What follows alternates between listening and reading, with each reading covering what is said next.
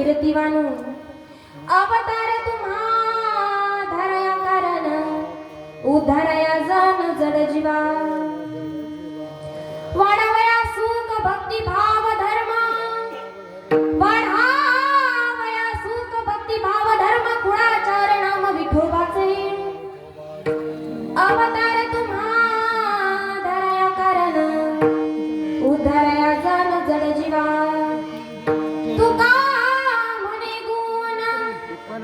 तुका म्हणे गुण चंदनाचे अंगी तैसे तुम्ही जगी संत जना अवतार तुम्हा धरया कारण उद्धारया जन जड जीवा विठ्ठल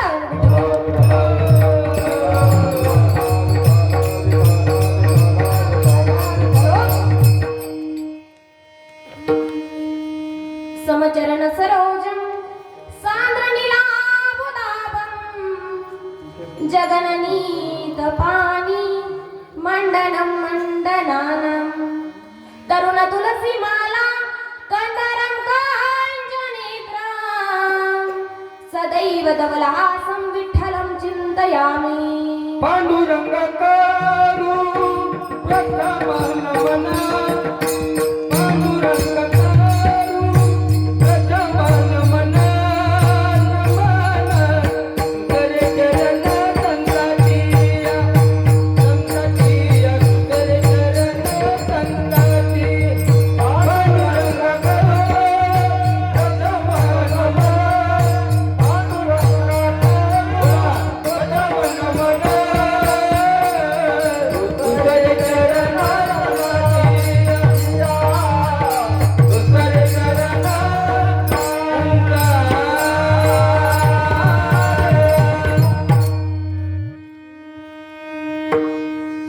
कलावज्ञ जीवो धरार्थावतारं कलाङ्काङ्कतेजोदिकामोदिभद्रं खलानीशवादा पन्होदार्यदक्षं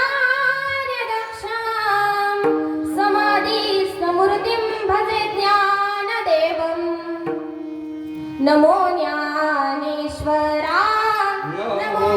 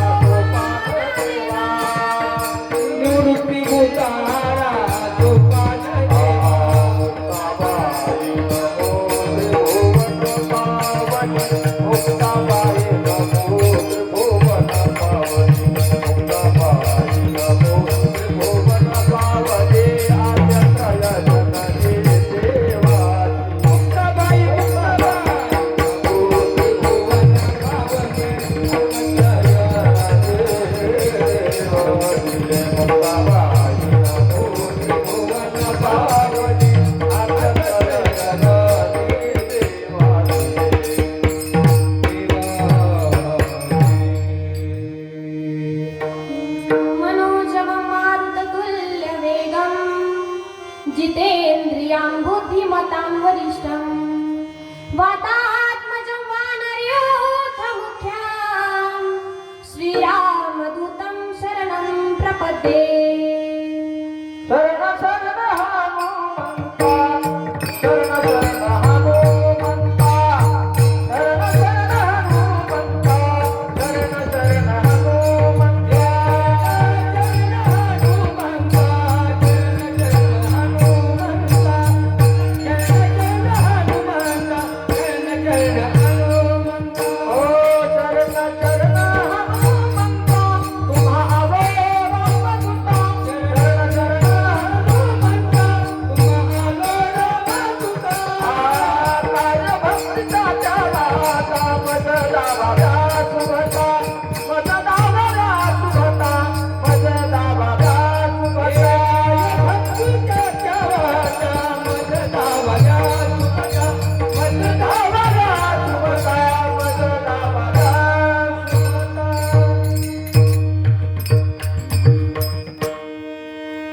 नमो सद्गुरु तुकया ज्ञानदीपा नमो सद्गुरु सच्चिदानंद रूपा नमो सद्गुरु भक्त कल्याण मूर्ती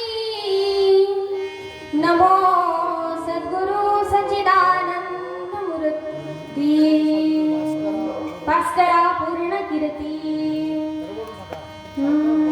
ओम नमो ज्याद्या वेद प्रतिपाद्या जे जे सुसंवेद्या आत्मरूपा देवा तुझी गणेशु सकलार्थमती प्रकाशु मने निवृत्ती दास अवधारी जोजी ऐसे नमन करुणी सकळा हरी कथा बोले बोबड्या बोला अज्ञान म्हणून अपुल्या बाळा चालवी सकळा नामा म्हणे विठ्ठल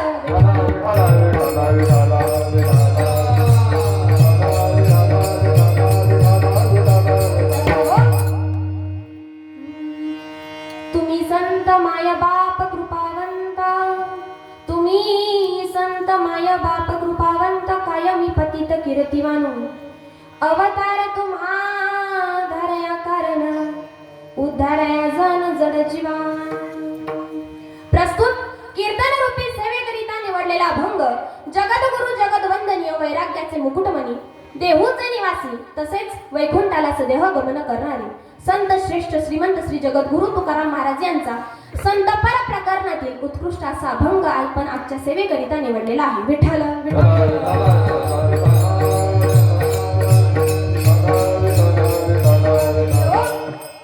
आता अभंग कोणाचा तर तुकाराम महाराजांचा पण मला सांगा खाली बसलेले मंडळी तुकाराम महाराज म्हणजे तरी कोण कोण होते तो कोबरा अहो ज्यांना बघताच यमाला सुद्धा थरकाप सुटतो ते होते तुकोबरा तुकाराम तुकाराम नाम घेता तापे यम अहो ज्यांना बघताच यमाला सुद्धा थरकाप सुटतो ते होते तुकोबरा ज्यांची उंची आकाशा एवढीही आहे तसं तर बघायला गेलं तर त्यांच्या उंची पुढे आकाशही ठेंगाना आहे ते होते तुकोबरा अनुरेणू या ठोकरा तुका आकाशाये वना अनुरेणू या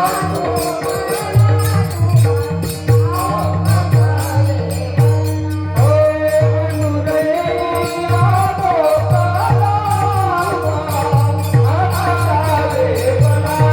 तुका आकाशाये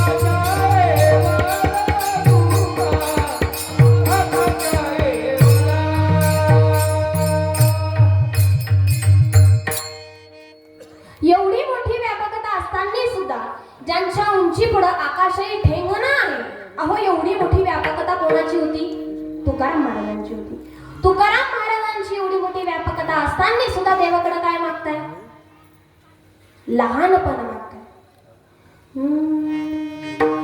लहानपण दे गा देवा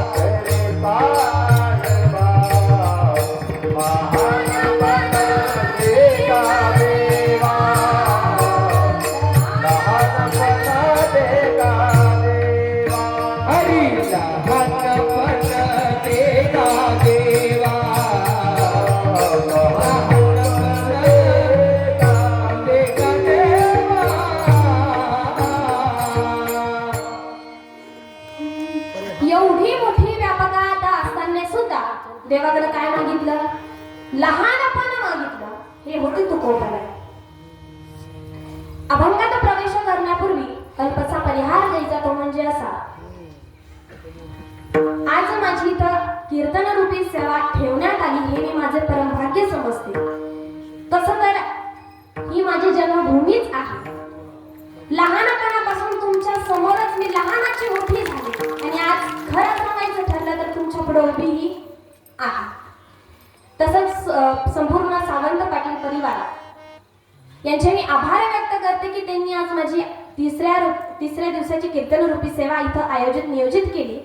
आयोजक असतील, संयोजक असतील यांचे मी आभार व्यक्त करते. तसेच टाळकरी वृंद असतील, विनेकरी काका असतील, मृदुंगाचार्य असतील, पेटीवाले तात्या असतील, सर्वांचे मी आभार व्यक्त करते आणि कीर्तनाला सुरुवात करते. विठ्ठल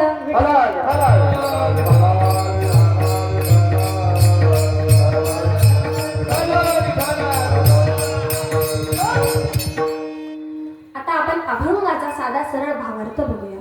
काय म्हणतात तुकाराम महाराज अभंगाच्या प्रथम चरणात? तुम्ही संत माय बाप कृपावंत, कायमी पतित कीर्तिमान. अहो संतांचा महिमा एवढा आगाध आहे, एवढा आगाध आहे. किती आगाध आहे? ज्यावेळेस पृथ्वी तलावरती धर्माची हानी होते आणि अधर्म वाढायला लागतो, त्यावेळेस संत या ठिकाणी येऊन काय करतात? अवतार तुम्हा धराया कारण, उद्धाराया जन जड जीवा. या ठिकाणी अवतार धारण करतात आणि तुम्हा आम्हा सर्वांचा काय करतात? उद्धार करतात.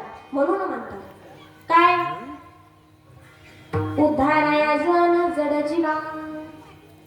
आणि हे सर्व करत असताना, समाजामध्ये वावरत असताना धर्माची वृद्धी होते, भावाची वृद्धी होते, भक्तीचीही वृद्धी होते. अजून कशाची होते? सुखाचीही होते. या सर्व वृद्धी होतात. म्हणून तुकाराम महाराज म्हणतात वाढावया सुख भक्ती भाव धर्म कुळाचार नाम विठोबाचे. एवढंच नाही तर हे सर्व करत असताना आपला स्वतःचा देह चंदनासारखा झिजवून, श्रीमंत असो किंवा गरीब असो, देव कुठलाच भेदभाव करत नाही. कोण कुठल्या जातीचा आहे किंवा जमातीचा आहे हा सुद्धा विचार देव करतो का? तर नाही. मला सांगायचं एवढंच की संपूर्ण जगामध्ये वावरत असताना आपला स्वतःचा देह चंदनासारखा झिजवतात. गरीब असो किंवा श्रीमंत असो, कुठल्या जातीचा असो किंवा जमातीचा असो, पण प्रत्येकाला समान न्याय देण्याचा प्रयत्न कोण करतं? संत करतात. आणि त्याच खऱ्या व्यक्ती महत्वाला संत असं म्हणतात. विठ्ठल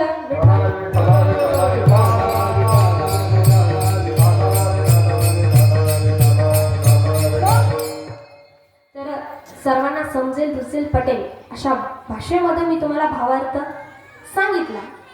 अभंगात प्रवेश करण्यापूर्वी तुम्ही संत, तुम्हाला संत कोणाला म्हणतात? सर्वांनी लक्ष द्या. मागची मंडळी तुम्ही जर त्या मुलांना गप्प बसवा. तर संत कोणाला म्हणतात बरं? कोण होते संत?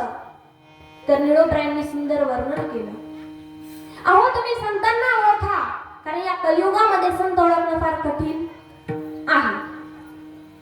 पहिले मी तुम्हाला संत याची व्याख्या किंवा डेफिनेशन सांगते, नाहीतर तुम्ही 7 दिवस इथे रामायण कथा ऐकली किंवा बाकीचं कुठे भागवत असेल, आता आपण गाथापारायण करतोय, एखाद्या ठिकाणी जर तुम्ही रामायणाची कथा ऐकली किंवा भागवताची ऐकली आणि शेवटच्या दिवशी जर तुम्ही म्हणाले महाराज रामाची सीता कोण होती, शेवटच्या दिवशी जर विचारलं तर चालेल का?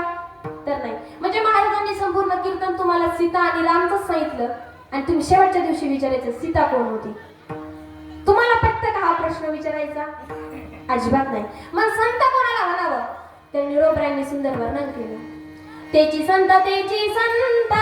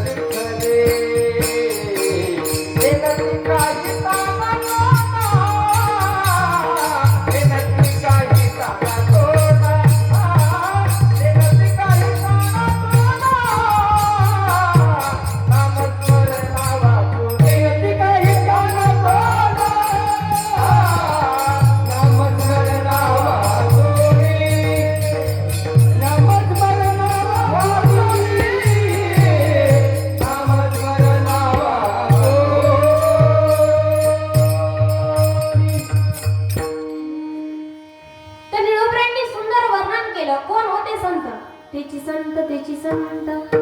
ज्यांचा हेत विठ्ठल नेनती काही टाना पण. अहो मग आपण संत म्हणायचं तरी कोणाला? ज्यांना विठ्ठलाशिवाय दुसरं तिसरं काहीच आवडत नाही, आपण त्यांना संत म्हणावा किंवा फक्त ते नामस्मरणच करतात.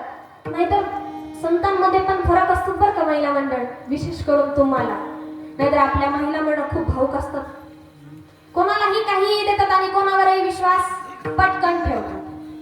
तर आपण संत म्हणायचं तरी कोणाला? ज्यांना विठ्ठलाशिवाय, ज्यांना नामस्मरणाशिवाय दुसरं तिसरं काहीच आवडत नाही, आपण त्यांना संत म्हणायचं. नाहीतर काही काही संत टाणाटोना पण करतात, मग ते खरं संत का? तर नाही. मग खरे संत तरी कोण? ज्यांना फक्त त्यांचा विशेष नारायणच झालेला आवडतो, ते आहेत खरे संत. विषय तो त्यांचा झाला नारायण, नावडे जनधन माता पिता. ज्यांना हे दुसरं तिसरं काहीच आवडत नाही, फक्त भगवान भांडवल आम्हा हेची भांडवल आम्हा हेची भांडवल हेची भांडवल आम्हा हेची भांडवल आम्हा हेची भांडवल आम्हा हेची भांडवल आम्हा हेची भांडवल म्हणू विठ्ठल विठ्ठल म्हणू विठ्ठल विठ्ठल सुखे करू भवनगी सुखे करू भवनगी मनो विठ्ठल विठ्ठल मनो विठ्ठल विठ्ठल सुखे करू भवनगी सुखे करू हे आम्हा हेची भांडवल म्हणू विठ्ठल विठ्ठल म्हणू विठ्ठल विठ्ठल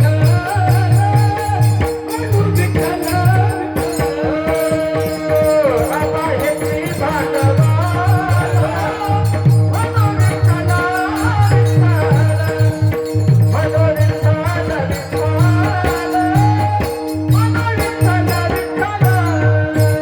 विठ्ठल विठ्ठल विठ्ठल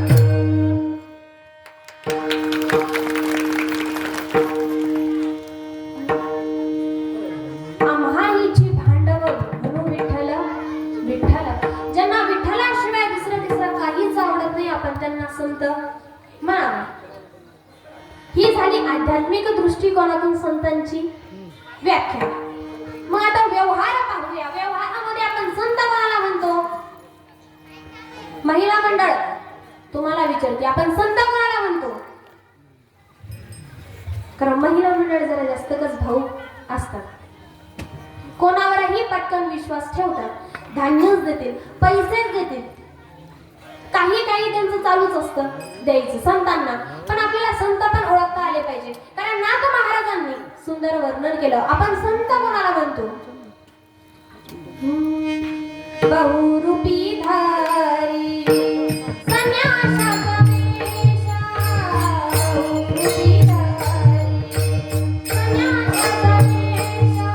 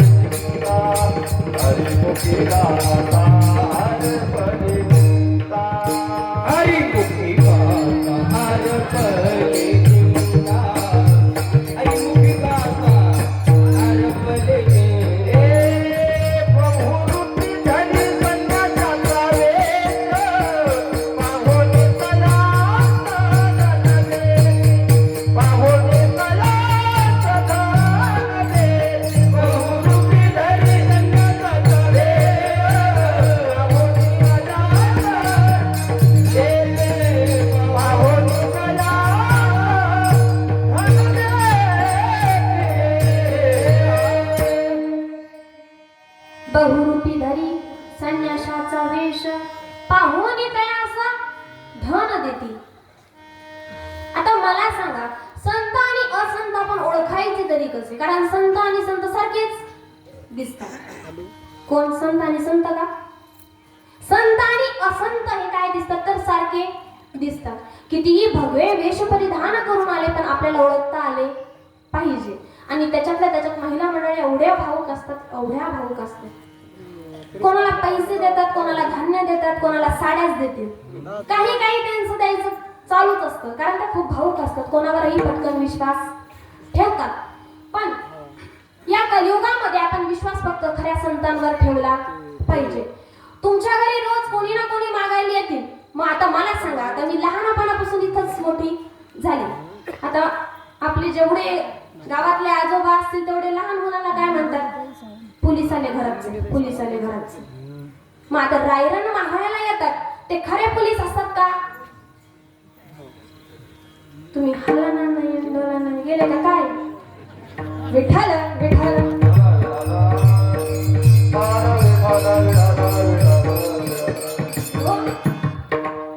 आजोबा मला सांगा, रायरन आपल्या घरी येतात, मग ते खरे पोलीस असतात का? तर नाही, फक्त हे मुलांना घाबरण्यासाठी आपण म्हणतो. मग रायरन आपल्या घरी मागायला येतात, मग ते खरे पोलीस असतात असं आपण म्हणतो का? नाही. मग तसं संत आपल्या घरी कितीही मागायला आले पण आपल्याला संत आणि असंत ओळखता आले पाहिजे. कारण ह्या कलियुगामध्ये संतांना ओळखणं फार कठीण झालेलं आहे. संतांना ओळखायचं तरी कसं ओळखायचं? या कलियुगामध्ये आपण नामस्मरण केलं पाहिजे. आपल्या उद्धाराचं साधन काय आहे? नामस्मरण. मग संतच आपलं उद्धाराचं साधन आहे का? आहे का? नाही. आपण संतांनाही मानलं पाहिजे पण नामस्मरण पण केलं पाहिजे. कारण कलियुगामध्ये 4 युग आहेत: सत्ययुग, त्रेतायुग, द्वापारयुग आणि कलियुग. पण प्रत्येक वेगळी साधना आहेत, बरोबर का? तर बरोबर. प्रत्येक युगाची साधना कशी? वेगवेगळी. सत्ययुगामध्ये देव कशाने प्रसन्न होतो सांगा बरं? तू म्हणशाल तुला कशाला बोलवलं? विठ्ठल विठ्ठल.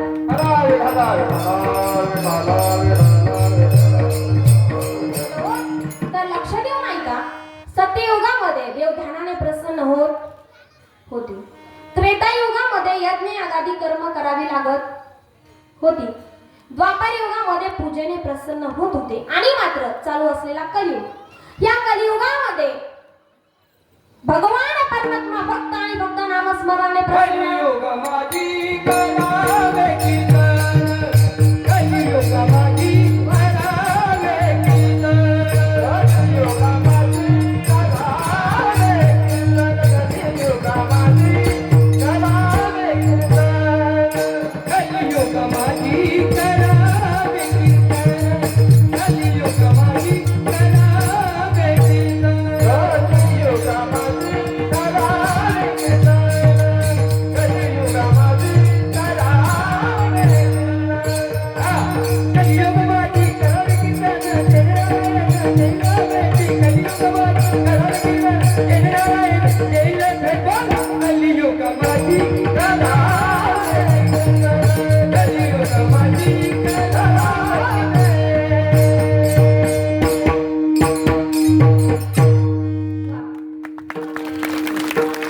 शेवट पंगत आहे बरं. टाळी वाजवा जोरात. तुम्हाला गायन आवडत नाही का? किती उत्कृष्ट गायनाचार्य आहेत तुम्ही, जोरदार टाळ्या वाजवा. समोरच्याच टाळ्यांचा आवाज येतो. मागची मंडळी झोपले का काय? टाळ्या वाजवा, टाळ्या.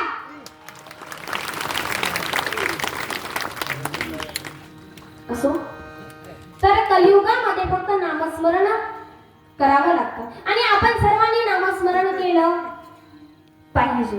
कारण आपला उद्धार फक्त संतांनी होणार नाही, कारण आपलं नामस्मरण करणं ही पण गरज आहे.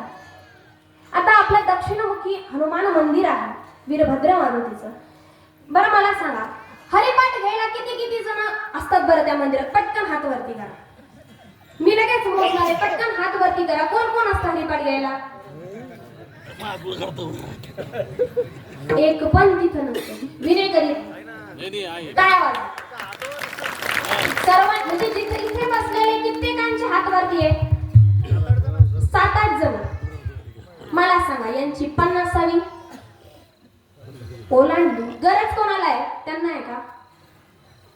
हे जे बसलेत का या साईडला, हे समोरचे मागचे लहान लहान, गरज सध्याच्या काळामध्ये गरज कोणाला आहे? या सर्वांना. पण तिथं हरिपाठ घ्यायला कोण असतं? आजी आजोबा विनेकरी काका असतील, पेटीवाले असतील, हे सर्वजण तिथं हरिपाठ घ्यायला असतात. ठीक आहे, त्यांचं नामस्मरण चालू आहे, त्यांचं नामस्मरण करण्याचं वय पण आहे. पण खरी गरज जर कोणाला आहे या कलियुगामध्ये तर थोर पुरुषांना, तरुण मंडळींना आहे आणि लहान लहान मुलांना आहे. तुम्ही म्हणशाल आम्हाला खूप काम असतं, पण मला सांगा शेतातून आल्यानंतर तुम्ही फ्रेश होता, फ्रेश झाल्यानंतर तुम्हाला कुठलाच थकवा राहत नाही. मग तुम्ही जर तुमच्या मुलाला बोटाला पकडून जर मंदिरात नेलं आणि हरिपाठ जर घेतलं तर काही जाणार आहे का? तर नाही.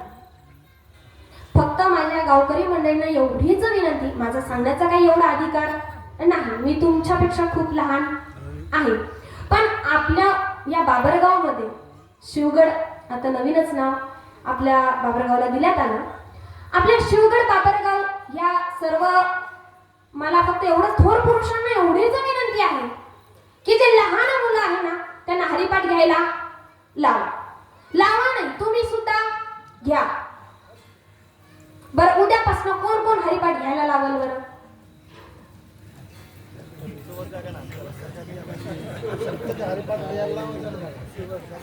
म्हणजे सप्ताह सुरू आहे तरी सुद्धा कोणीच हरिपाठाला यायला तयार नाही. तुम्हाला असं वाटत नाही का आपल्या गावाचं वैभव अजून थोडं पुढे जावं? आज मी इथं उभी आहे, उद्या माझ्या जागेवरती अनेक मुली असतील, अनेक मुलं असतील, ते सुद्धा इथं उभं राहायला पाहिजे नाही. कोणीतरी 15-20 टाळकरी सुद्धा आपल्या बाबरगावमध्ये एक आपल्या बाबरगावचा संच व्हायला तयार झाला पाहिजे. तुम्हाला कोणालाच वाटत नाहीये का असं व्हावं म्हणून? कोणी हा पण म्हणत नाही, नाही पण म्हणत नाही. आबा, तुम्हाला वाटत नाही का आपलं गाव पुढे जावं म्हणून? मग या पुढच्या सप्त्याच्या टायमाला, तारीख असो किंवा नसो, तरी पण माझ्या सहित 15 टाळकरी इथे उभे पाहिजे. एवढंच नाही तर त्या हरिपाठ घ्यायला आजी असतील, आजोबा असतील, पण त्यांनी 50वी ओलांडले आणि ते हरिपाठ घेत आहे. जरी त्यांचं नामस्मरण करण्याचं वय, पण सध्या गरज कोणाला आहे? या कलियुगातला मुलांना. यांना हरिपाठ घ्यायला लावा. रोज सकाळी त्यांना मंदिरामध्ये 1 तांब्याभर पाणी घेऊन पाठवा आणि हनुमान चालीसा सुद्धा घ्यायला लावा. नाहीतर आपल्या तरुण मंडळींचं किंवा लहान लहान मुलांकडे असं झाले, फोन लवकर आले. बरं ठीक आहे, आता आपण शिवजयंती साजरी केली, डीजे न लावता केली. किती दिवस होती बरं आबा? 3 दिवस. जर तुम्ही डीजे न लावता उत्कृष्टपणे जर शिवजयंती साजरा करत आहात, तर अशीच जर आपण शिवजयंती साजरा केली तर आपल्यापासून आपल्या लहान मुलांना पण ती सवय लागेल. नाहीतर आजकाल डीजे लावून त्या डीजे समोर दारू पिऊन मुलं काय करतात? धिंगाणा करतात. बरं, इथं बसलेल्यांपैकी आता तरुण मंडळींना तर ही मनामध्ये प्रत्येकाची अपेक्षा असते, पण मला पण बघायचंय आपल्या गावकऱ्या मंडळींची किती ताकद आहे, किती जण इथं हात वरती करतील. मला सांगा, इथं बसलेल्या सगळ्याच असतील, महिला मंडळ असतील, पुरुष मंडळ असतील, थोर तरुण मंडळ असतील किंवा लहान मुलं असतील, सर्वांना एक प्रश्न विचारते, त्या प्रश्नाचं फक्त एकदा उत्तर द्या. कोणाकोणाला असं वाटतं की राजांनी पुन्हा जन्म द्यावा?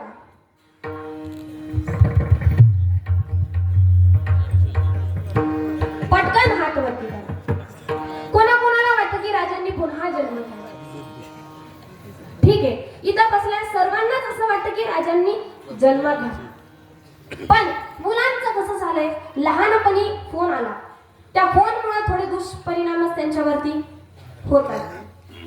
डीजे लावून त्याच्यासमोर काय करतात? दारू पिऊन नाचतात. मग मला सांगा, राजांनी पुन्हा जन्म घ्यायचा कशासाठी? दारूच्या बॉटल्या उचलायसाठी? तर अजिबात नाही. अहो, एवढं जाऊ द्या, आता मुलांची नवीन फॅशन निघालेली आहे.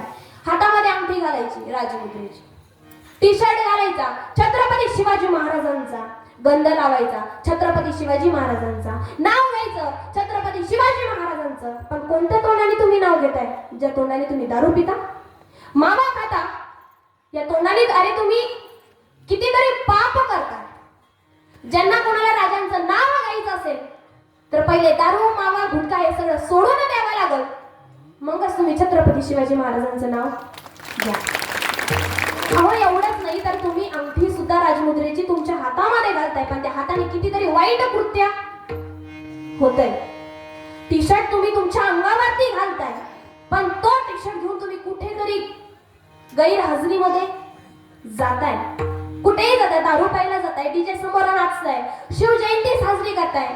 जसं आपल्या गावामध्ये 3 दिवस शिवजयंती साजरी केली, इथून पुढे तशीच शिवजयंती साजरी झाली पाहिजे. विठ्ठल विठ्ठल.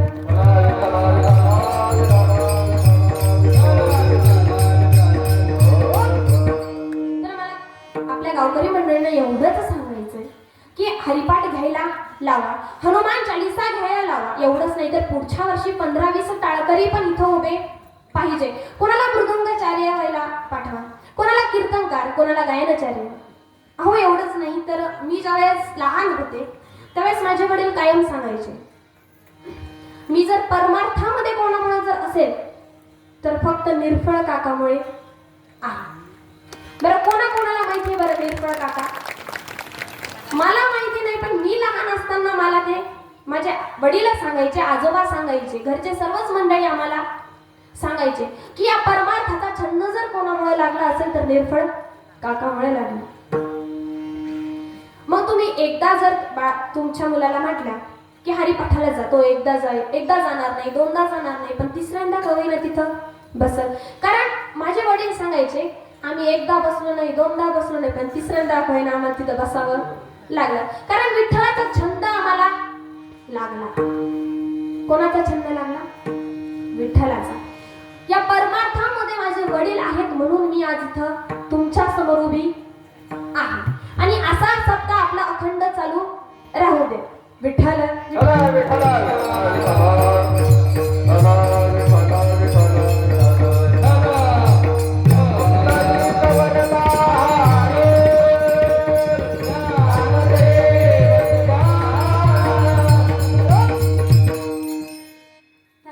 इथं चालू होता की रायरन जरी आपल्या घरासमोर मागायला आले तर ते खरे पोलीस असतात का? तर नाही. म्हणून संत जरी आपल्या दारासमोर मागायला आले, महिला मंडळीकडे लक्ष द्या, किती जरी आपले संत आपल्या घरासमोर मागायला आले तर ते खरे संत असतात असंही नाही. आणि मला असंही म्हणायचं नाही की संत हे खोटे असतात म्हणून. फक्त संत आणि असंत आपल्याला ओळखता आले पाहिजे. एका जणाने असाच प्रश्न विचारला, का हो तुकाराम महाराज, मग आम्ही संत ओळखायचे तरी कशा?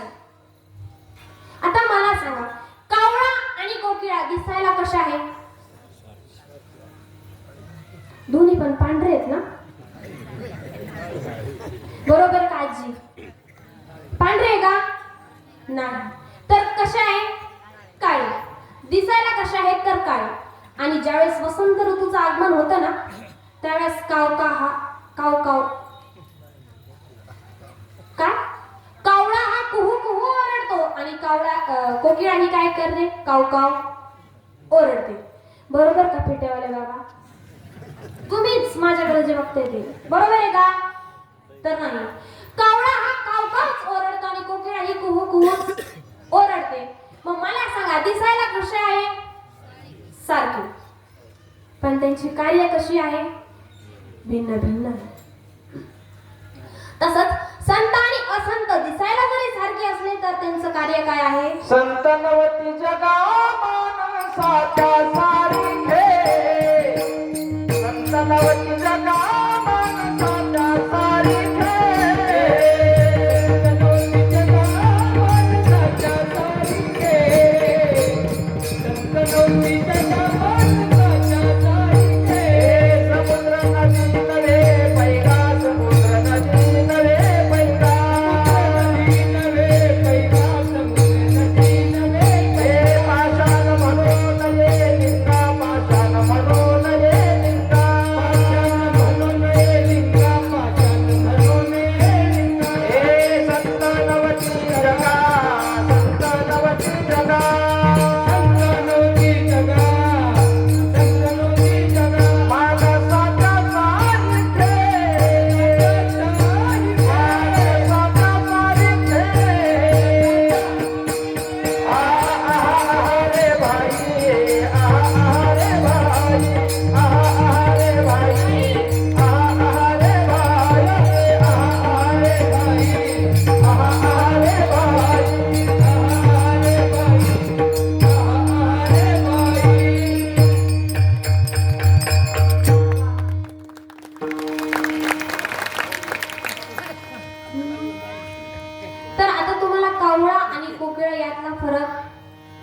कळाला बरोबर का काका?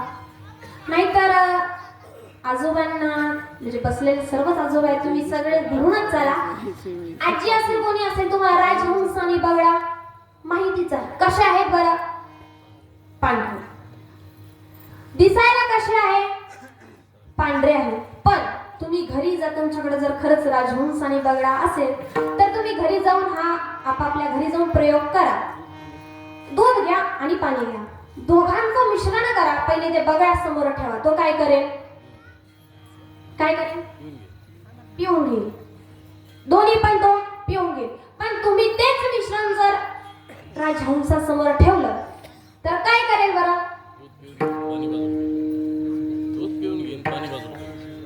दूध पिऊन घेईल आणि पाणी तसंच ठेवेल. बरं का असं? तर साररूपी दूध तो काय करतो? ग्रहण करतो आणि असाररूपी जे पाणी आहे ते तसंच ठेवतो.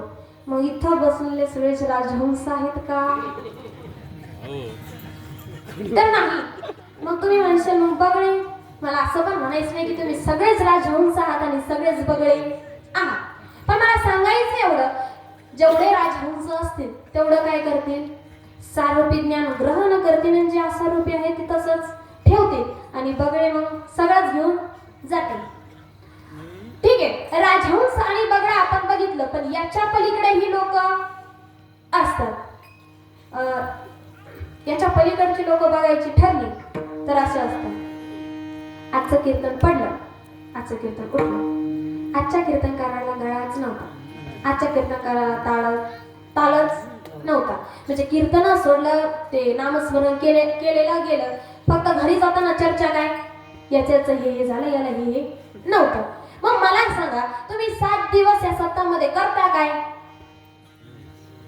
इथून बाहेर गेलं की याला हेच नव्हतं आणि याला तेच नव्हतं. नाही तर लगेच सुरू, तुझ्या हिचं काय झालं आणि तुझ्या तिचं गेलं. विठ्ठल विठ्ठल.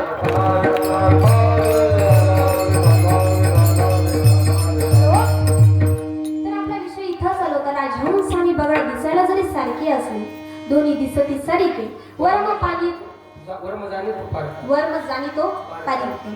तर दिसायला सारखे जरी असले तरी त्यांचं कार्य काय आहे तर भिन्न भिन्न आहे.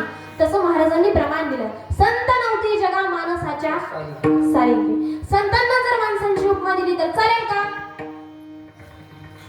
मागच्या महिला मंडळ चालेल का? तुम्ही सांगा, चालेल का? तर नाही चालणार. कसं काय चालणार? बरं ठीक आहे, कोण कोण मुंबईला गेलं बरं? कोण कोण गेलं हात वरती करा. भरपूर जण गेलेले आहेत. अरबी समुद्र सर्वांना माहिती आहे. जर आपल्या गावामध्ये एखादं तळ असलं आणि त्या तळ्याला जर तुम्ही तिथे जाऊन म्हणल्या हे मुंबईचा अरबी समुद्र आहे बरं, चालेल का? तर अजिबात चालणार नाही. कसं काय चालेल?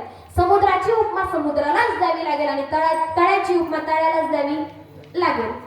आता मंदिरामध्ये मूर्ती आहे आणि तुम्ही जर त्या मूर्तीला जाऊन दगड म्हटला तर चालेल का? कसं काय चालेल? तर अजिबात चालणार नाही. म्हणून संतांना जर तुम्ही माणूस म्हटलं तर अजिबात चालणार नाही. कारण माणसं हे काय आहे? तुम्ही आम्ही सर्वसामान्य जीव आहोत आणि संत हे शिवापर्यंत जाऊन पोहोचले. विठ्ठल विठ्ठल.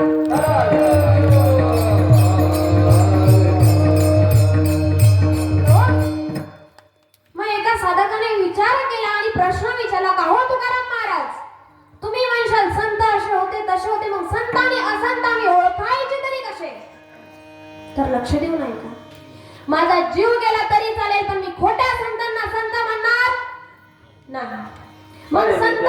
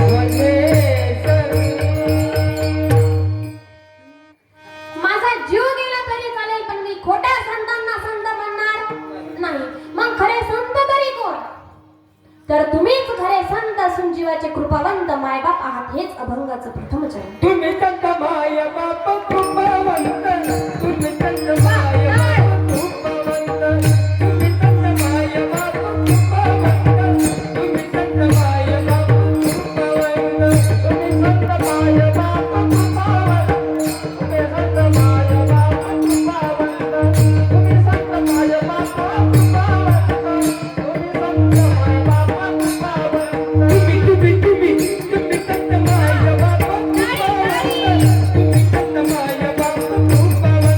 कृपावंत तुम्ही संत माय बाप कृपावंत तुम्ही संत माय बाप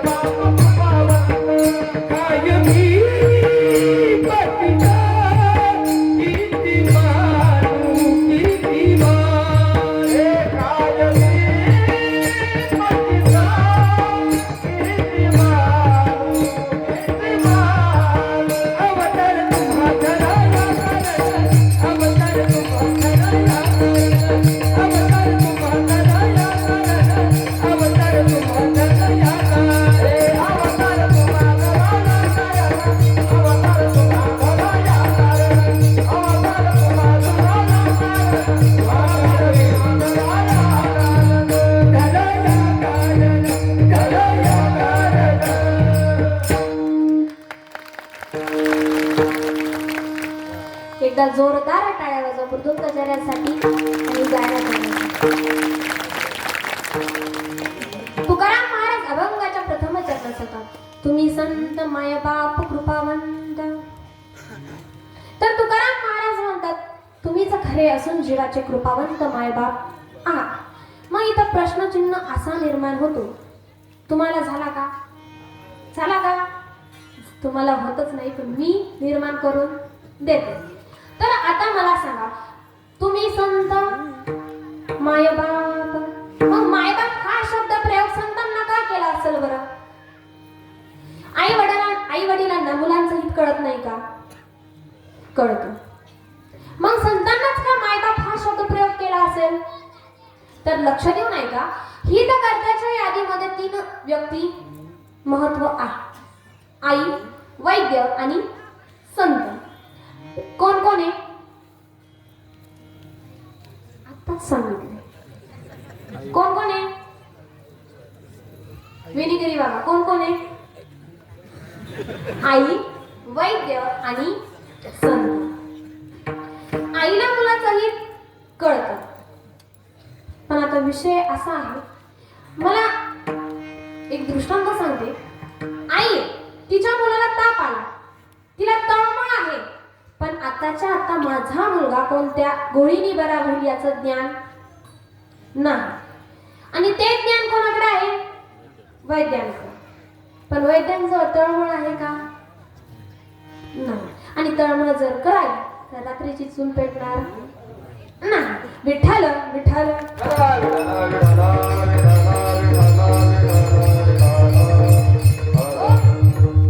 तर आईजवळ तळमळ आहे पण ज्ञान नाही, आणि वैद्यांजवळ ज्ञान आहे पण तळमळ नाही.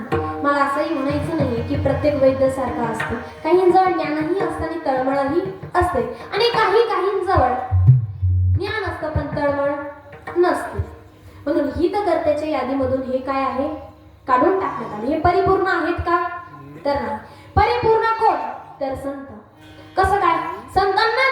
संतांना जगाचं हितही कळतं आणि त्यांना त्याचं ज्ञानही आहे. तुम्ही संत मायबाप कृपावंत, म्हणून संतांना मायबाप असा शब्द प्रयोग केला. आता आपण संत या शब्दाची ही व्याख्या बघितली. मायबाप या शब्दाची व्याख्या बघितली. आता कृपावंत या शब्दाची बघू. तुम्हाला पहिले व्यवहार सांगते, म्हणजे अध्यात्म. लवकर लवकर आवाज नाही काय? तुम्ही झोपले तर नाही ना? किती जण झोपले बरं? तुम्ही आहे हो, खाली बसलेले, नाही तर जागीच डोके द्यायचं काम चालतं. किती जण जागे आहेत? हात वरती करा. एकच करा ना. इकडचे सगळे झोपले का? इथं आल्यावरती लाज येऊ द्यायची ना, कारण हा एक विठूचा कारभार आहे. म्हणून म्हणजे तुम्ही कोणी झोपलं ना तर कृपावंत कोणाला म्हणतात तर लक्ष देऊ नाही का? मला सांगा सतीश काका, मोबाईल पाहणं बंद करा, इकडे बघा. मला सांगा, आता नवीन घर आपण बांधतो आणि नवीन घर बांधल्यानंतर आपण त्याच्यावरती नाव काय लिहितो? समजा तुमच्यावरती जर तुमच्या आईची कृपा असेल, वडिलांची कृपा असेल, तर आपण काय लिहितो? आईची कृपा, वडिलांची कृपा. एखादं दैवत प्रसन्न असेल, एखादं म्हणजे पांडुरंग भगवान परमात्मा असेल, पांडुरंग असेल, तर आपण काय म्हणतो? आईची कृपा, वडिलांची कृपा, पांडुरंग कृपा, विठ्ठलाची कृपा. आता ह्या सर्व कृपा ठीक आहे, बरोबर का? आता मी एक नवीनच कृपा ऐकली बरं. रस्त्याने जात होते, कुठेतरी कीर्तनच होतं आणि 2 मिनिटं चहा घ्यायला थांबलो. तिथं घरावरती नाव नेमकं लिहिलं होतं मामांची कृपा. नेमकं पुढं कळालं मागचं कळालं, कारण ते मामांची कृपा कधी ऐकलेलंच नव्हतं. 2 मिनिटं डोळे बंद केले आणि विचार केला, मामांची कृपा, मामांची कृपा. 2 मिनिटानंतर कळलं, बहुतेक याला मामानेच मुलगी दिली म्हणून याने मामांची कृपा लिहिली. विठ्ठल विठ्ठल.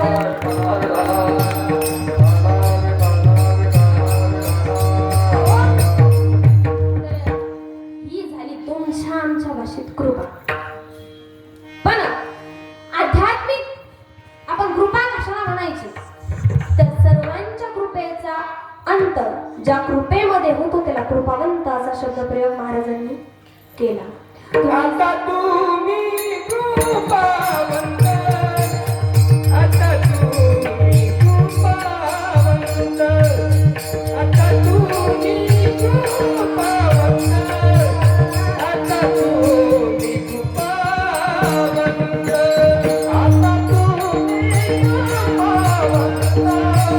आता तुम्ही कृपावंत, आता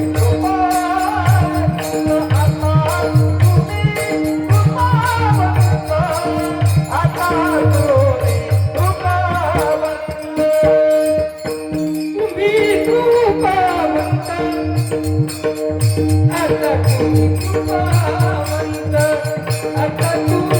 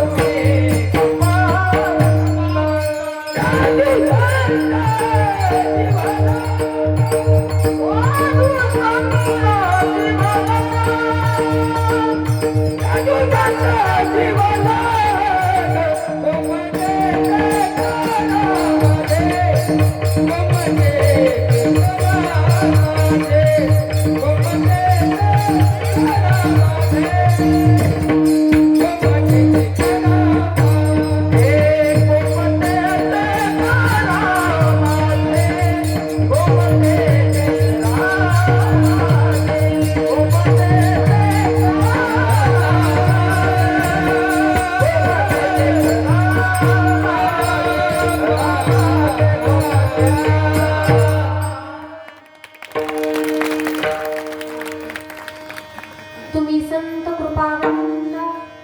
कृपावंत आपण शब्द इथं काय केला तर प्रयोग केला. म्हणून तुकाराम महाराज म्हणतात, तुम्ही संत मायबाप कृपावंत, कायमी पतिता कीर्तिवान. मग पुढे शब्द प्रयोग काय केला? कायमी पतित कीर्तिवान. अहो संतांचा महिमा एवढा आगत आहे, एवढा आगत आहे की आपल्याला जर संतांचा उच्चार जरी करायचा असेल तर आपल्याला त्याच्या एवढे व्हावं लागेल.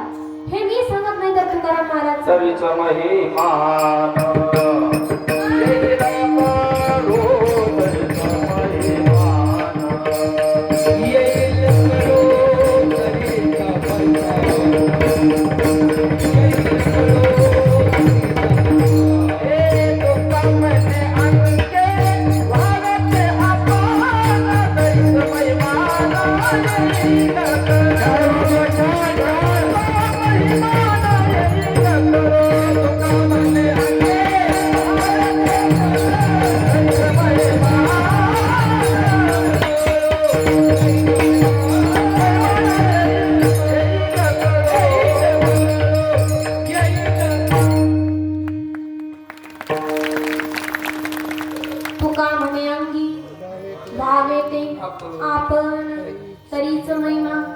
नको.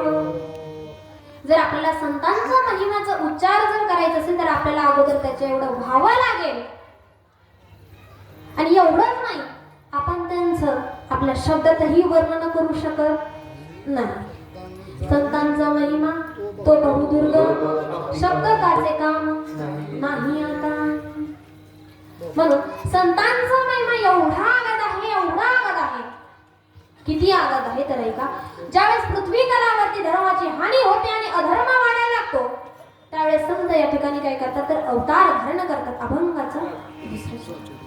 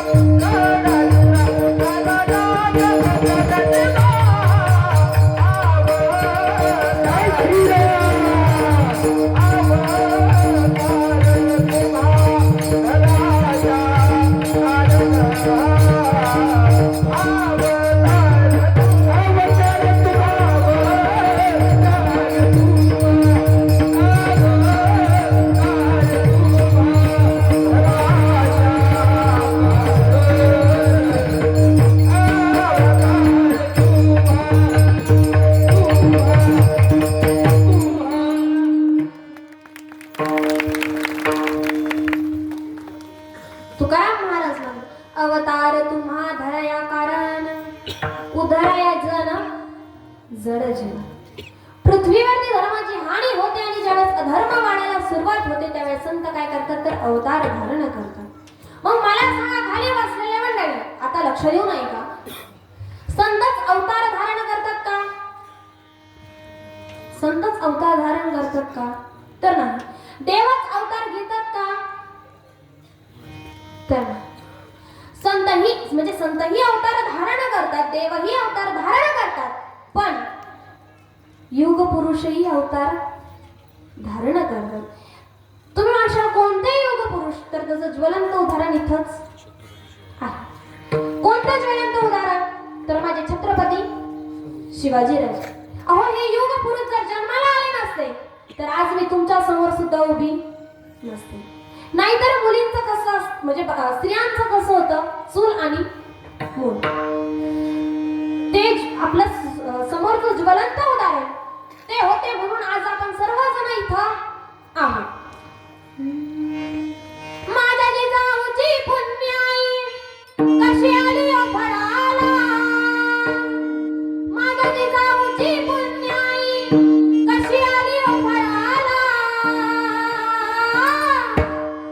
तो बापाचा बापा वाघ शुभा जन्माला, तो बापाचा बाबा वाघ शुभा जन्माला, तो बापाचा बाबा वाघ शुभा जन्माला, तो बापाचा बाबा वाघ शुभा जन्माला.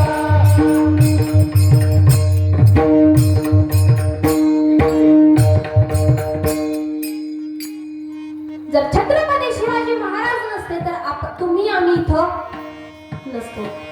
ज्यावेळेस धर्माची हानी झाली, अधर्म वाढायला लागला, त्यावेळेस या सह्याद्रीनं एका सिंहाला जन्म दिला. अरे, सह्याद्रीचा सिंह जन्माला आई जिजाऊ पोटी. हर हर महादेव घुमली गर्जनागड किल्ल्यांच्या होती. अरे, या सह्याद्रीनं एका सिंहाला जन्म दिला. या मातीमध्ये रक्ताचा थेंब आणि थेंब पडला तेव्हा हे स्वराज्य निर्माण झालं. अरे, उगाच नाही, लाखो मावळ्यांना प्राणांची आहुती द्यावी लागली. परिवार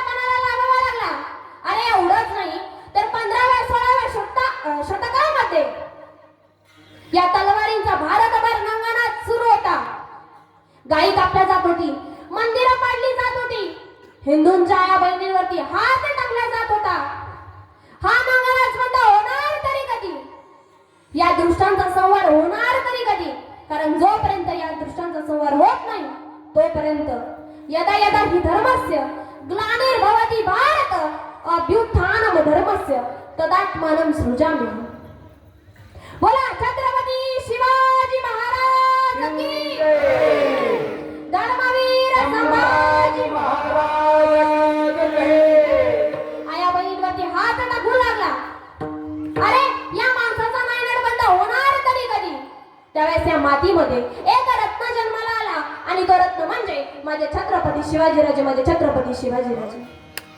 अरे या माणसाचा नायनाट बंद होणार तरी कधी? कारण औरंग्याची तळपायाची आग मस्तकात जाऊ लागली. शत्रूंच्या डोळ्यातील पाणी सांडायला लागलं. या माणसाचा नायनाट बंद होणार तरी कधी? कारण कीर्तीवरती कीर्ती ऐकायला येत होती. ओम नमो श्री जगदंबे नमन तुझ अंबे करुणी प्रारंभे दखावर थाप तुंतुन्याचा दखावर थाप तुंतुन्याचा दखावर थाप तुंतुन्याचा काय महाराष्ट्राचा जय महाराजाचा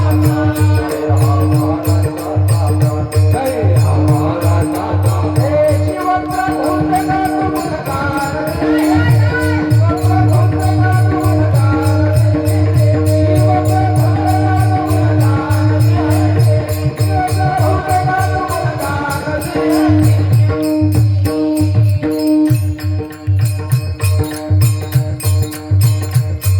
आदि नमन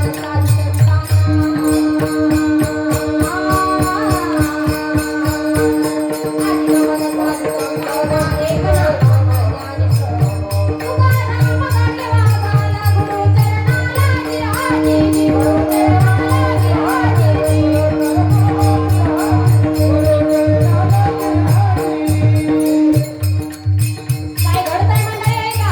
अहो किल्ल्यांवरती किल्ले जिंकायला लागले, गडावरती गड घेतले जात आहे. या माणसाचा नायनाट होणार तरी कधी? कारण कीर्तीवरती कीर्ती ऐकायला येत होती. शत्रूंच्या डोळ्यातील पाणी सांडायला लागलं. तळपायाची आग मस्तकात जाऊ लागली. पायाखालची माती सरकायला लागली.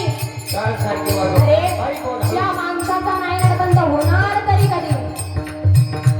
या दरबारानं आज्ञा केली. अरे त्या शिवाजी राजाला पकडून आणणारा पडता आहे का कोणी या दरबारात? पण कोणी उठायला तयार नाही, कोणी बोलायला तयार नाही. समोर पानाचा विडा ठेवलाय. प्रत्येक जण त्या पानाच्या विड्याकडे बघतंय, पण कोणी उठायला तयार नाही, कोणी बोलायला तयार नाही. मागे बसलेली बडी बेकार बोलली. अरे त्या शिवाजी राजाला पकडून आणणारा पडता आहे का कोणी या दरबारात? पण कोणी उठायला तयार नाही महाराज, कोणी बोलायला तयार नाही. बडी बेगम बोली समयाला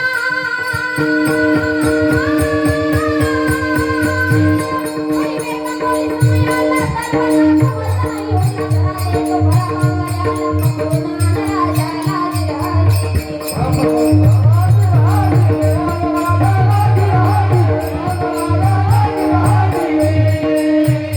दरबार शांत आहे. तेवढ्या कोपऱ्यातून पायाच्या बुटांचा कर कर कर असा आवाज येतोय. प्रत्येक जण मागे वळून बघतोय त्या कोपऱ्याकडे. तेवढ्याच कोपऱ्यातून आवाज आला, मैं पकड़ के लाऊंगा उस शिवाजी को. अरे आवाज कोणाचा? अरे काय शिवाजी शिवाजी करत बसलाय?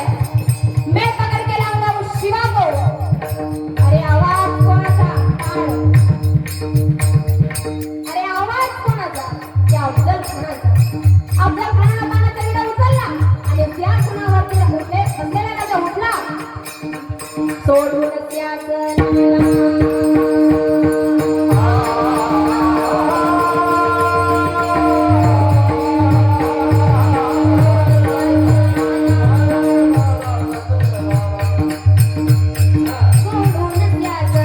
अरे मिठी बघा मारली खानाला. अरे खानाला मिठी मारली.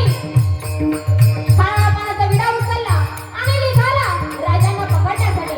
सीताय अमृता तर लक्षात येऊ नये का मंडळी? खाना निघाला राजांना पकडून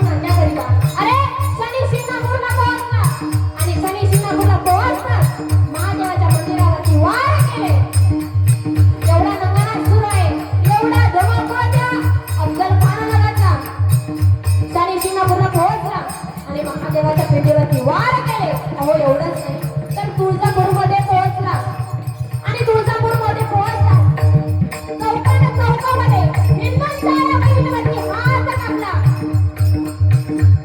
एवढ्यावरती थांबला नाही. तुळजाभवानीच्या मंदिरात गेला आणि तुळजाभवानीवरती सुद्धा हात टाकला. एवढा धुमाकूळ त्या अफजल खानानं घातला आणि पंढरपूरला निघाला. पंढरपूरला निघाला तर निघाला पण ज्या नद्यांमध्ये पाणी वाहत होतं त्या नद्यांमध्ये रक्त वाहू लागलं. अरे ज्या नद्यांमध्ये पाणी वाहत होतं तिथं रक्त वाहू लागलं आणि त्या झाडांना पानं असायला हवी होती, फुलं असायला हवी होती. त्या झाडांवरती माणसाचे मुंडके छाटून तिथं बांधण्यात आले. असा धुमाकूळ त्या अफजल खानाला घातला आणि निघाला. रहमतपूरच्या दिशेनं खान वाईला आला.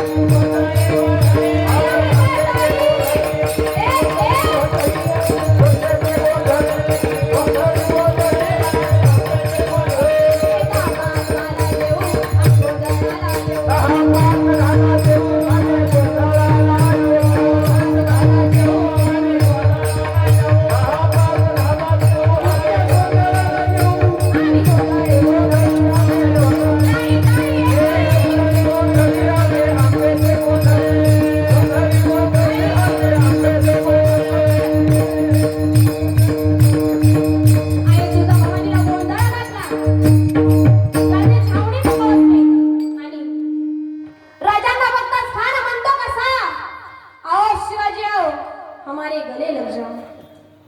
खानांची आणि राजाची गळा भेट होते आणि गळा भेट होताच खान दगा करतो. दगा केलेला राजांना कळतो. खानाने राजांवरती कटारीचा वार केला. कटारीचा वार त्यांनी केला.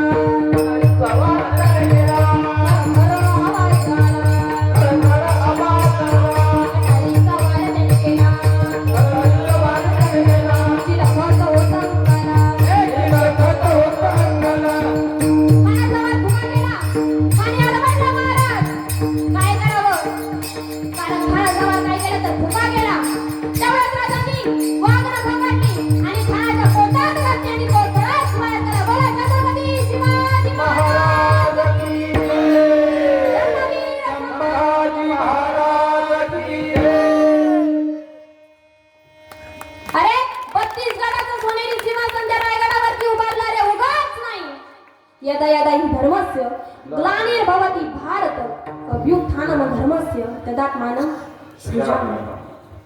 जोपर्यंत या दृष्टांचा संवाद होत नाही तोपर्यंत मला तुम्ही म्हणशाल एवढा नगानाच सुरू होता.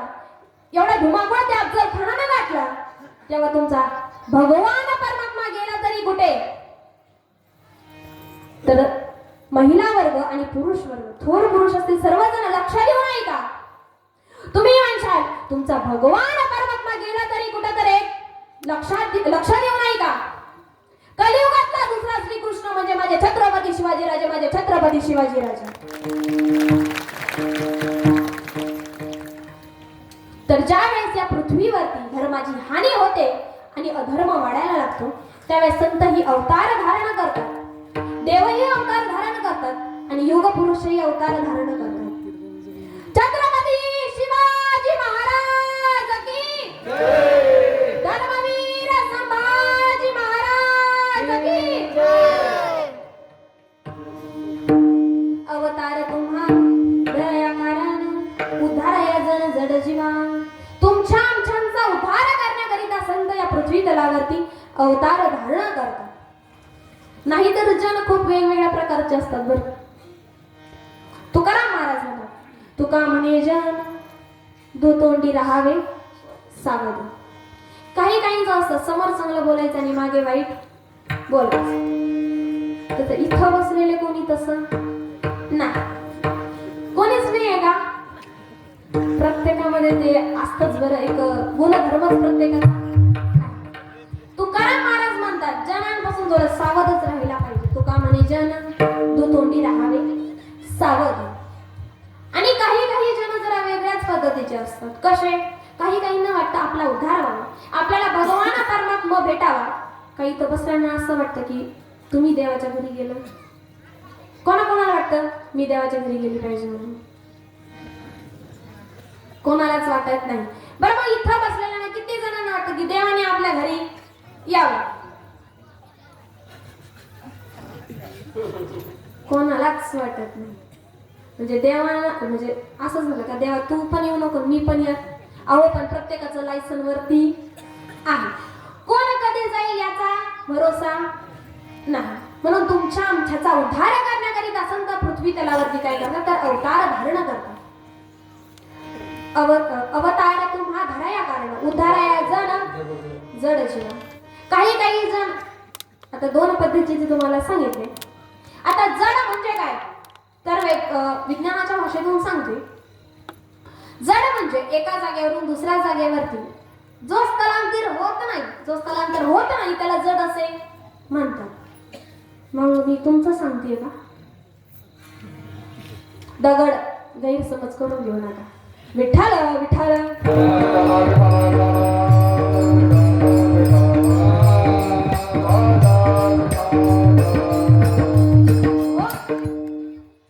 तर जड म्हणजे काय तर दगड. मला सांगा दगड आपण एका जागेवरून उचलतो दुसऱ्या जागेवरती ठेवतो तेव्हाच तो ह्या जागेवरून त्या जागेवरती जातो.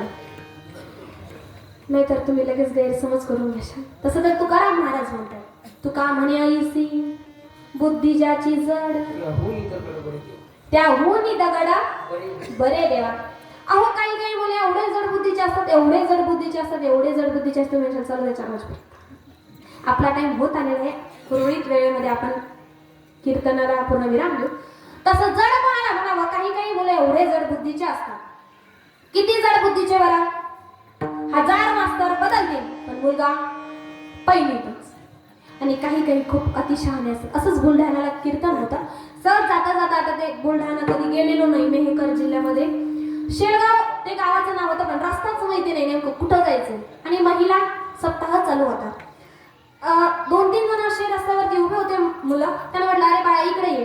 तो आला. म्हटलं काय काय? म्हटलं अरे ह्या गावामध्ये जायचंय तू याचा पत्ता सांगतो का? तू म्हटलं ताई तुम्ही कोण? आता मला रस्त्याशी घेणं होतं. मी म्हटलं तू प्रश्न विचारतो ना विचार बाबा मी तुला पटकन उत्तर देते तू मला फक्त रस्ता सांग. त्याने प्रश्न विचारला ताई तुम्ही कोण? म्हटलं अरे तिथं महिला सप्ताह चालू आहे 9 ते 11 माझं तिथं कीर्तन आहे मला तिथं लवकर पोहोचायचं आहे. तो म्हटलं ताई 9 ते 11 कीर्तन एवढ्या लवकर जमते मग तुम्हाला काय जेवण काय दिलं? विठ्ठल विठ्ठल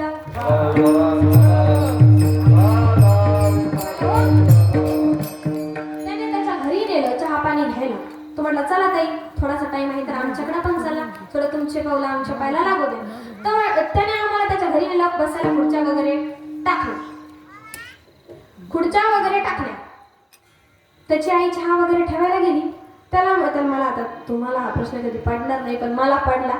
मी म्हटलं इकडे रे. तू म्हटलं काय काय? म्हटलं 5-6 म्हशी आहेत, दूध देतात का? नाही. मग काढावं लागतं. म्हणजे उलटच झालं. म्हणजे मी फक्त सरळ प्रश्न विचारला का रे म्हशी दूध देतात का? तो म्हटलं नाही ताई, काढावं लागतं. विठ्ठल विठ्ठल.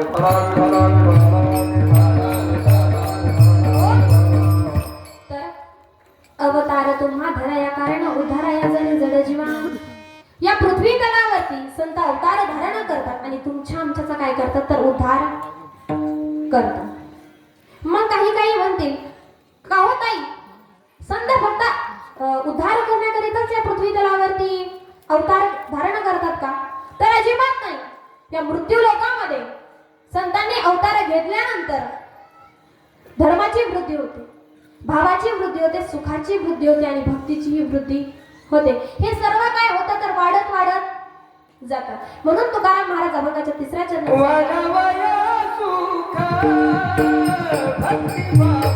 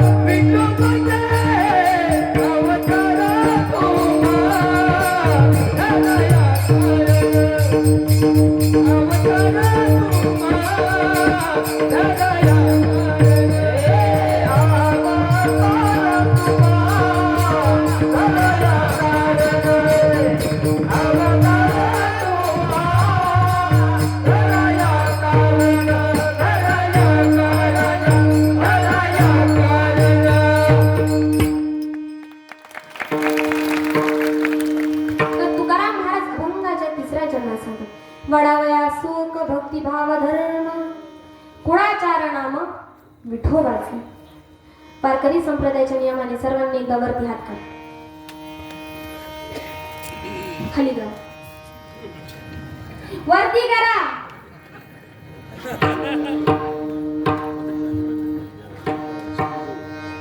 सुरुवातीला आपण तुकाराम महाराजांचं भजन करू.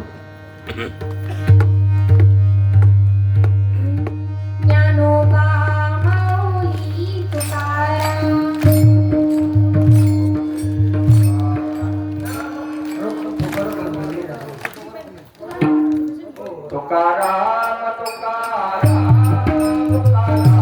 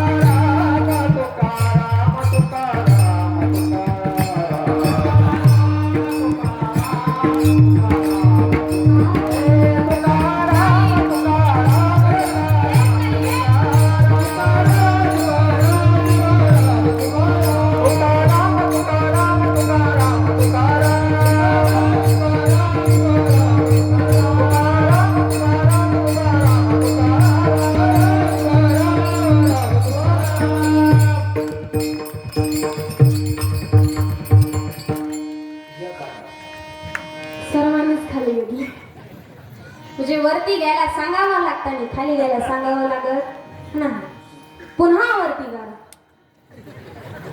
ते खरंच वरती करा. सर्वांनी पुन्हा एकदा हात वरती करा. विठोबा कुमारी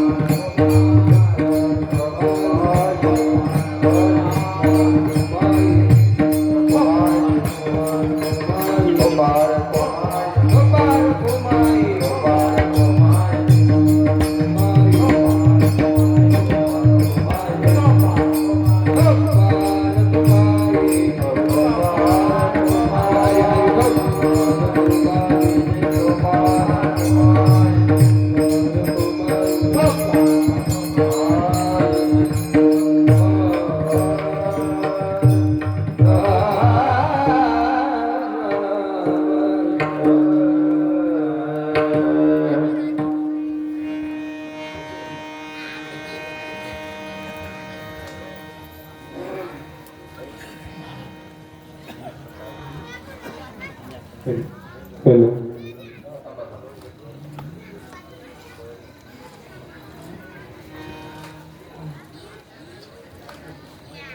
Hare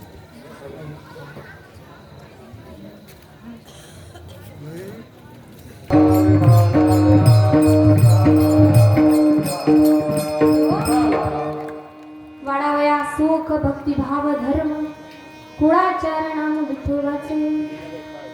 आपल्याला जेवढं शक्य होईल आपण तेवढं नामस्मरण केलं पाहिजे. इथं बसलेले किती जण घरी जाऊन नामस्मरण करता बरं? संपूर्ण मंडपामध्ये एकच जण आहे का? म्हणजे हळूहळू तुम्ही एकाने वर केलं की दुसरं वर करतो, दुसरं केलं की तिसरं वर करतो, असं आहे का? तर प्रत्येकाने नामस्मरण केलं पाहिजे. सर्वांनी 2 मिनिटं डोळे बंद करा बरं. तुम्हाला एक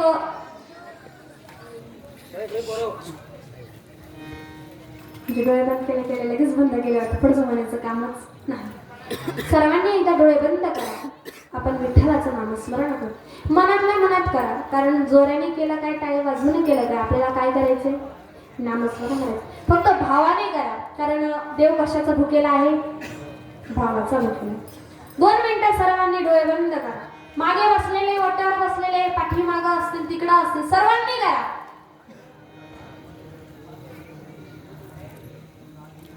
नामस्मरण सुरू करा.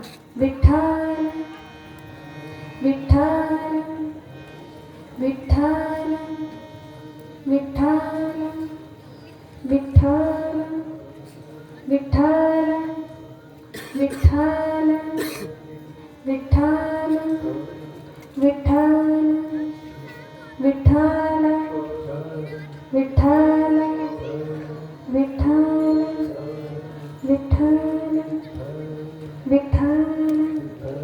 मागे बसलेले विठ्ठल विठ्ठल विठ्ठल विठ्ठल विठ्ठल.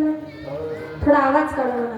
विठ्ठल विठ्ठल विठ्ठल विठ्ठल विठ्ठल विठ्ठल विठ्ठल विठ्ठल विठ्ठल विठ्ठल विठ्ठल विठ्ठल विठ्ठल विठ्ठल विठ्ठल विठ्ठल विठ्ठल. सर्वांनी हळूहळू डोळे उघडा. आबा, तुम्हाला काय वाटलं बरं? नाही, जे खरं आहे ते सांगा. खरं खरं सांगा, तुम्हाला विठ्ठल विठ्ठल नामस्मरण केल्यानंतर काय वाटलं? चांगलं वाटलं. आबा, तुम्हाला? विठ्ठलासोबत जोडले गेले. विठ्ठलासोबत जोडल्या गेल्याचा अनुभव आला. तुम्हाला? समाधान वाटलं. म्हणजे आपण नामस्मरण कोणाचं केलं? विठ्ठलाचं. जसं आबांनी सांगितलं. काय सांगितलं? चांगलं वाटलं. हे त्यांच्या भावनेतून त्यांनी आपल्याला सांगितलं. आबांनी सांगितलं मला विठ्ठलाला जोडल्या गेल्यासारखं वाटलं. तात्यांनी पण सांगितलं की समाधान वाटलं. मग आपण नामस्मरण फक्त एकाच केलं आणि एकाच केल्यानंतर आपण आपल्या शब्दामध्ये मांडलं. किती शब्द तयार झाले? 3. देव कशाचा भुकेला आहे? भावाचा. शबरी मातेने सुद्धा, म्हणजे शबरी माता होत्या, त्यांनी काय केलं? देवाचं नामस्मरण केलं. अहो 82,000 वर्ष प्रभू श्री रामचंद्रजींची काय केली? वाट बघितली. एवढंच नाही तर भागवतामध्ये विदुर काका आणि सुलभा काकी हे सर्व तुम्हाला माहितीच आहे. 82,000 वर्ष कोणी वाट बघितली? तर माझ्या शबरी मातेने बघितली. कोणाची बघितली बरं? खाली बसलेली मंडळी. कोणाची? रामप्रभूंची. रामप्रभूंची त्यांनी वाट बघितली. किती वर्ष? किती वर्ष? 82,000 वर्ष. अहो केसाने रस्ता झाडायच्या, बोरं आणून ठेवायच्या, फुलं अंतरून ठेवायच्या आणि म्हणायच्या, जब मेरे राम जी का आवन होगा, शबरी की कुटियों का पावन होगा. होगा। जब मेरे राम जी का आवन होगा, कबरी के कुटिया का पावन होगा। जब मेरे राम जी का आवन होगा, कबरी की कुटिया का पावन होगा। आएंगे रघुराम आसन पर बिठाऊंगी, आएंगे रघुराम आसन पर बिठाऊंगी। मीठे मीठे मेरा अपने हाथों से खिलाऊंगी, मीठे मीठे मेरा अपने हाथों से खिलाऊंगी। साथ साथ लक्ष्मण जी का दर्शन होगा, कबरी के कुटिया का पावन होगा। जब मेरे राम जी का आवन होगा, कबरी की कुटिया का पावन होगा।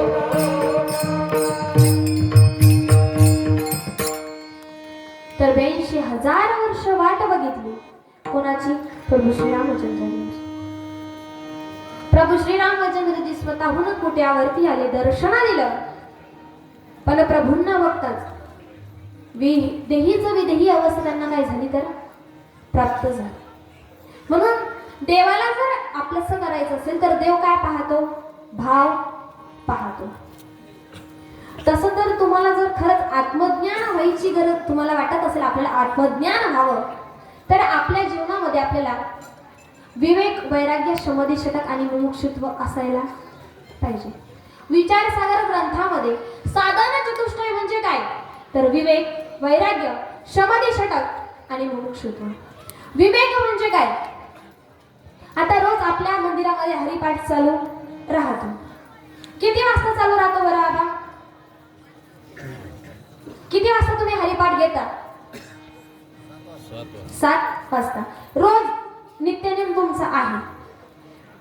पण किती 6:30 वाजले की तुमचं ते डोक्यात चालू असतं, मला हरिपाठाला जायचंय, मला हरिपाठाला जायचंय. आता 7 वाजले, मला हरिपाठाला जायचंय. तीनदा तुमच्या डोक्यामध्ये एकच विचार येणं की मला नामस्मरण करायचंय, मला हरिपाठाला जायचंय.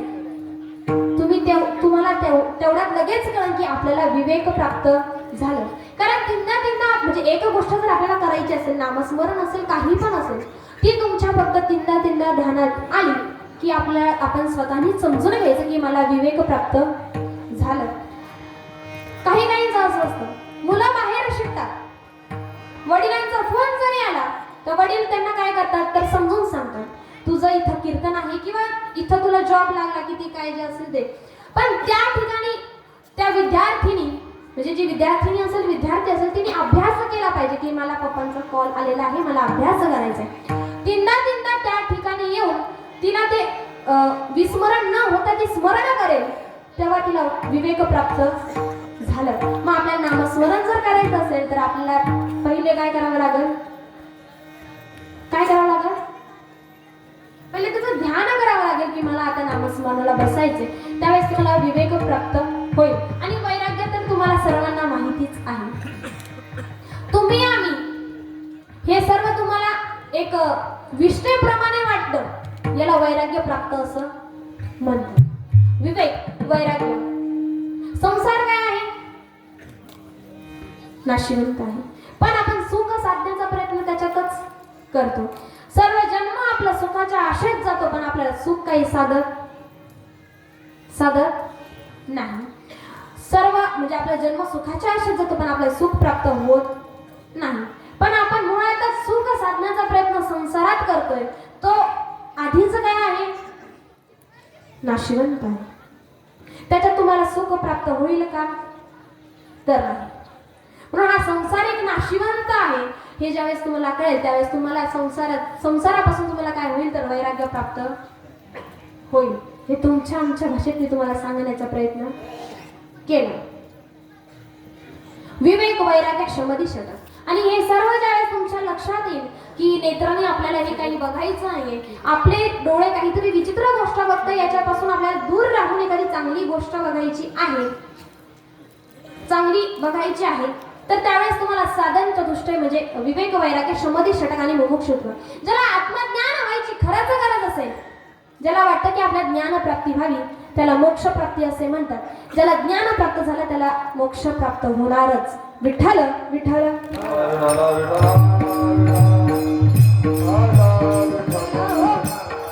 तुकाराम महाराज म्हणतात वाढावया सुख भक्तिभाव धर्म कुळाचार नाम विठोबाचा.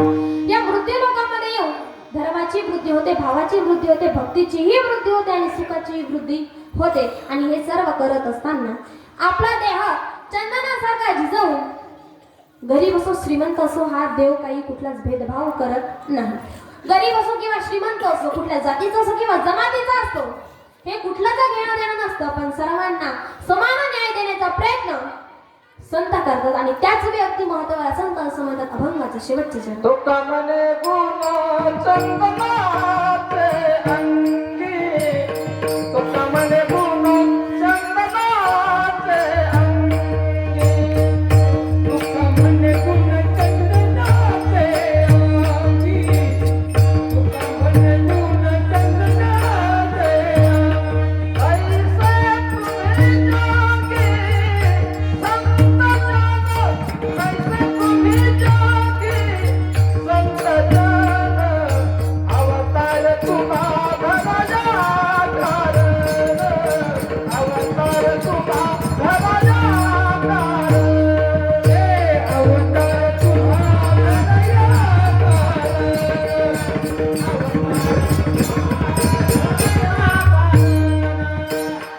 उद्धाराला जन, जगजीव उद्धाराला जन, जगजीव अवतार तुम्हा भवाया कारण, अवतार तुम्हा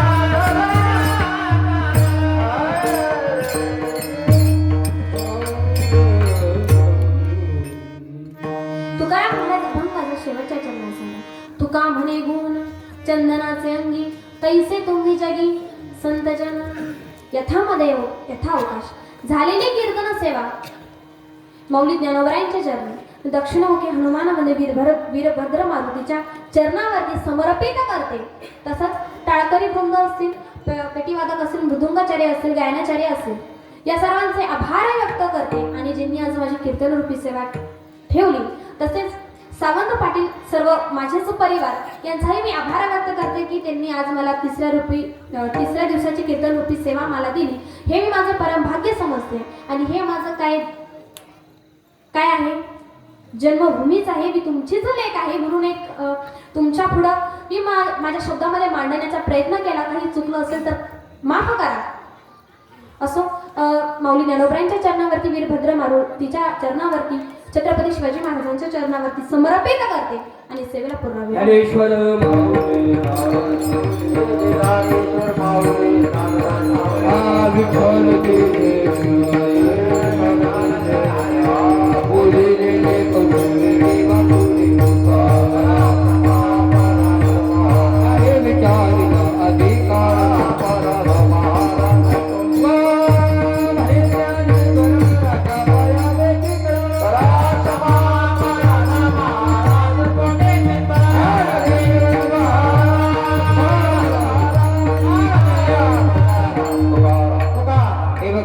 विठ्ठल सर्वांनी जागेवरच बसा.